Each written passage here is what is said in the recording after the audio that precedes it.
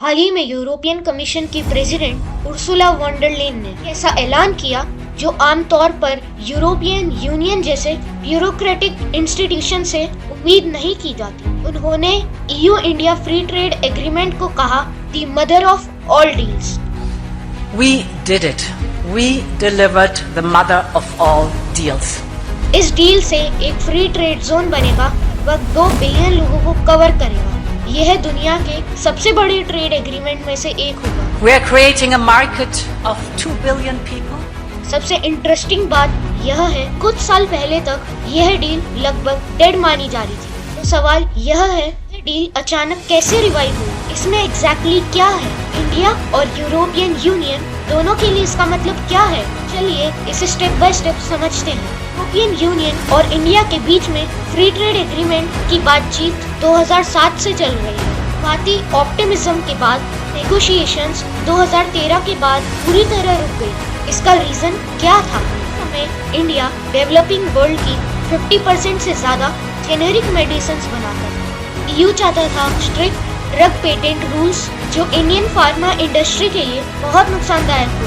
India ने साफ मना कर दिया और टॉक्स रुक गई। लगभग 10 साल तक कुछ नहीं हुआ। जून 2022 में नेगोशिएशंस ऑफिशियली रीस्टार्ट हुए। इसके पीछे 2 बड़े ग्लोबल बदलाव थे। रशिया यूक्रेन वॉर के बाद यूरोपियन कंट्रीज को एहसास हुआ कि ज्यादा डिपेंडेंसी रिस्की है, चाहे वो रशियन गैस हो या limited trade partners. European union ने डिसाइड किया कि सप्लाई चेन्स को डाइवर्सिफाई करना पड़ेगा। पोस्ट कोविड इंडिया ने रिलेटिवली क्लोज्ड इकोनॉमी से बाहर निकलने का फैसला लिया। इसका सबूत है कि इंडिया ने 6 सालों में बहुत सारे FTA साइन किए। UAE, Australia, UK, New Zealand, Oman और 2024 में इंडिया ने EFTA कंट्रीज आइसलैंड, नॉर्वे और स्विट्जरलैंड के साथ भी FTA साइन किया। इन सब ने के साथ डील के लिए एक मोमेंटम बनाया और सबसे बड़ा टर्निंग पॉइंट आया अमेरिका में डोनाल्ड ट्रंप के रिटर्न के साथ। ट्रंप एडमिनिस्ट्रेशन ने यूरोपियन यूनियन पर 15% और इंडिया पर 50% टैरिफ लगाया। इसका असर बहुत बड़ा था क्योंकि यूएस इंडिया का सबसे लार्जेस्ट एक्सपोर्ट मार्केट था। साथ ही में वह यूरोपियन यूनियन का भी लार्जेस्ट एक्सपोर्ट मार्केट था। 2024 के डेटा के मुताबिक इंडिया ने यूएस को $88 बिलियन का एक्सपोर्ट किया।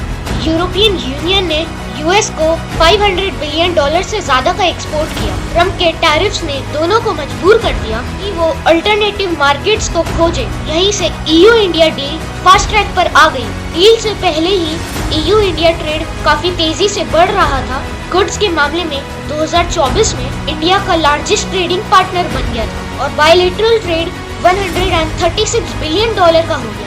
10 साल में ट्रेड लगभग डबल हो गया था। आते हैं 4 पॉइंट्स पर। फुल लीगल टैक्स अभी पब्लिक नहीं हुआ और इस डील को ईयू और इंडिया के पार्लियामेंट से रेटिफाई भी किया जाना है, लेकिन ब्रॉड फ्रेमवर्क क्लियर है। ईयू की कमिटमेंट है कि 99.5% इंडियन गुड्स, जिसमें मेजरली टेक्सटाइल्स, केमिकल्स और बेस मेटल्स आते हैं, पर टैरिफ्स 7 साल में 0 कर दिया जाएगा। इंडिया के लेबर इंटेंसिव एक्सपोर्ट्स के लिए यह बहुत बड़ा बूस्ट है। इस डील में इंडिया की कमिटमेंट्स हैं कि 96.6% ईयू गुड्स पर या तो रिड्यूस या फिर 0 कर दिया जाएगा। एग्रीकल्चर प्रोडक्ट्स को इससे एक्सक्लूड किया गया है, जिसमें राइस और शुगर जैसे प्रोडक्ट्स आते हैं। यानी पॉलिटिकल रेड लाइंस का ध्यान रखा गया है। कार्स यूरोपियन यूनियन का सबसे बड़ा एक्सपोर्ट सेक्टर है। फिलहाल इंडिया में ईयू की कार्स पर टैरिफ 110%। इस डील के बाद टैरिफ घटकर 10% हो जाएंगे। 5 साल में कार्स का कोटा 2.5 लाख व्हीकल्स होगा, जिसके कंपैरिजन में यूके इंडिया डील में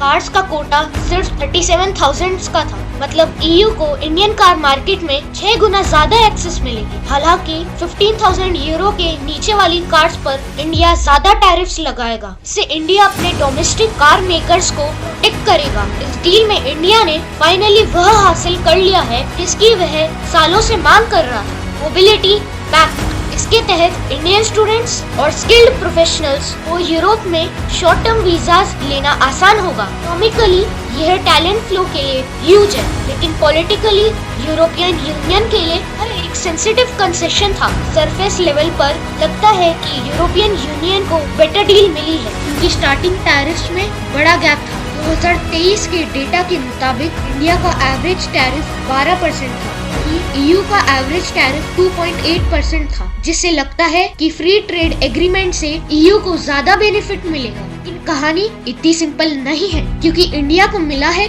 मार्केट एक्सेस, नई टेक्नोलॉजी, EU में इंडियंस के लिए नए जॉब्स, स्किल, मोबिलिटी और long term supply chain integration. सिर्फ ट्रेड के बारे में नहीं है, यह एक सिग्नल है ट्रम्प के टैरिफ वॉर के खिलाफ, फ्री ट्रेड और मल्टीलेटरलिज्म के समर्थन में। यह डील यूएस डिपेंडेंसी को भी कम करती है। इसके साथ ही यह Europe security dialogue, climate cooperation और इन्वेस्टमेंट रूल्स पर भी पैरेलल नेगोशिएशंस चल रही हैं। शॉर्ट टर्म में इस डील का जीडीपी पर असर लिमिटेड होगा, लेकिन लॉन्ग टर्म में यह डील इंडिया और यूरोप की स्ट्रैटेजिक पार्टनरशिप की नींव बन सकती है। सिंपल शब्दों में यह सिर्फ एक ट्रेड डील नहीं है, यह एक जियोपॉलिटिकल रीअलाइनमेंट है। ग्लोबल पावर बैलेंस को इंडिया के हित में रीशेप कर रही है।